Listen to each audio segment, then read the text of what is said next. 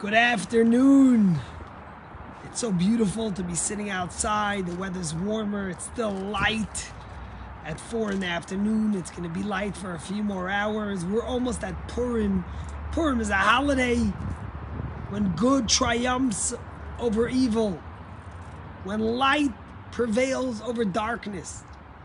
And it's ironic because just today the Senate passed a bill that will make daylight savings time permanent, which will always give us more light.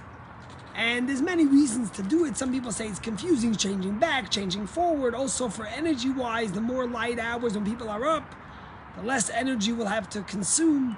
But either way, I'm a proponent because I always believe the more light, the better. And as the Alter Rebbe taught us in Tanya, a little bit of light dispels a lot of darkness.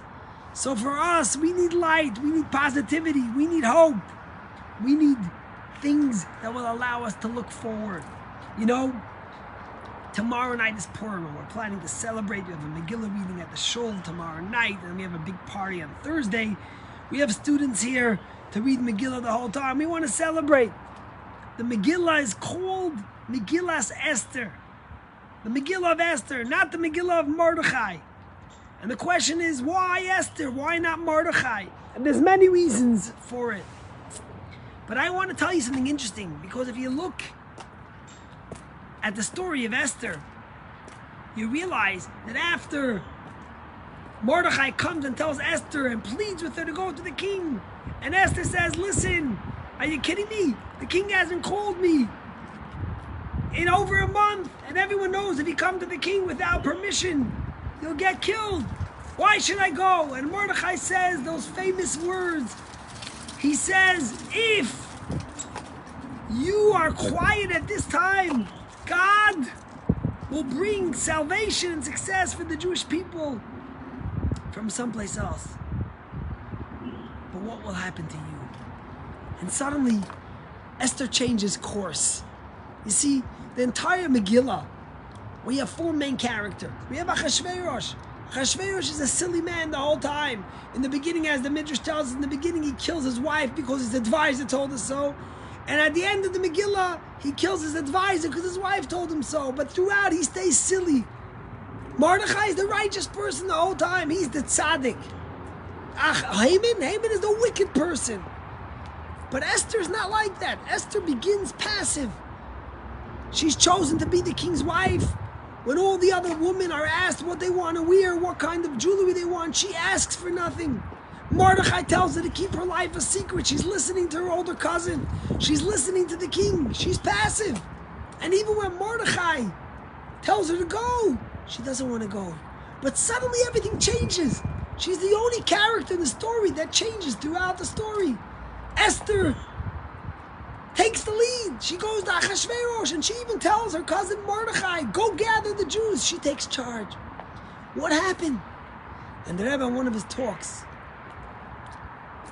says that there was some pivotal words that Mordechai told Esther. He said, Umi Yodea, who knows? Maybe just for this reason, God sent you to be the queen. Esther lived a life perplexed and questioning, should I be queen? Why am I queen? Why do I have to be married to this fool Achashverosh? Why can't I be with my people? And Mordechai says to her, maybe just for this, God sent you there. And when Esther realized that it wasn't by accident, when Esther was able to contemplate and understand that God sent her where she was because she had a mission to accomplish, she's changed course. Says the Rebbe that each and every one of us has to realize that we're put into positions and places to have an impact, and because we could have an impact. And therefore, instead of doubting ourselves and the places we find ourselves in, we have to take the courage and the strength to look forward and to be able to take the lead when there's a crisis, when there's a challenge, because Hashem puts us where we are for a reason. And that's why the book is called Esther, because as opposed to everyone else in the story, Esther changed. She made a U-turn. She realized that she's needed. And when she realized that she's needed, she was ready to change who she was. We're living in crazy times. we all need to realize that the places we are, the opportunities God gives us, the possibilities He gives us, is because we could and should make a difference. Because nothing is by chance. And may Hashem give us that this coming Purim should be a time when evil is totally annihilated, and when good triumphs over evil in every place of the world, and when tyranny is erased from this world, and when dictatorship and when bloodthirsty thugs are erased from this world. Join us over Purim. After 2 long years of COVID, it's time to celebrate. It's time to see something positive. Everything's available on our website, but there's Megillah reading tomorrow night at 7 p.m. at the shul. Thursday morning, 8 a.m. And Thursday afternoon is our festivity starting at 5:30 p.m. Purim in the Wild West. Chag Sameach, and we'll see you soon.